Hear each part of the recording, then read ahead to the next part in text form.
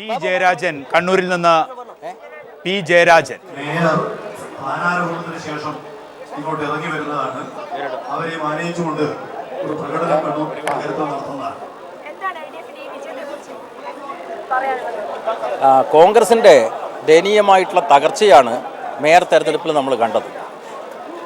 ഈ കണ്ണൂർ കോർപ്പറേഷൻ രൂപീകരിച്ചത് കോൺഗ്രസിനൊരു മേയർ സ്ഥാനം കിട്ടാൻ വേണ്ടിയിട്ട് രാഷ്ട്രീയമായ ഉദ്ദേശത്തോടു കൂടി കോൺഗ്രസിന് മേയർ സ്ഥാനം കിട്ടാൻ വേണ്ടി രൂപീകരിച്ച കോർപ്പറേഷൻ്റെ തെരഞ്ഞെടുപ്പിൽ UDFന് ശക്തമായിട്ടുള്ള തിരിച്ചടിയാണ് ലഭിച്ചത്. കാരണം മുനിസിപ്പൽ ഭരണം നടത്തിയതിൻ്റെ അനുഭവമുണ്ട്.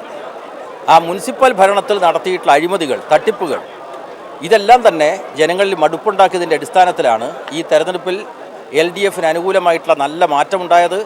അപ്പോൾ കോൺഗ്രസിന് മേയർ സ്ഥാനം കിട്ടാൻ വേണ്ടി രൂപീകരിച്ച കോർപ്പറേഷൻ്റെ മേയർ സ്ഥാനത്തേക്ക് ഇപ്പോൾ LDFൻ്റെ സ്ഥാനാർത്ഥിയായിട്ടുള്ള സഖാവ് ലതയാണ് വിജയിച്ചിട്ടുള്ളത്.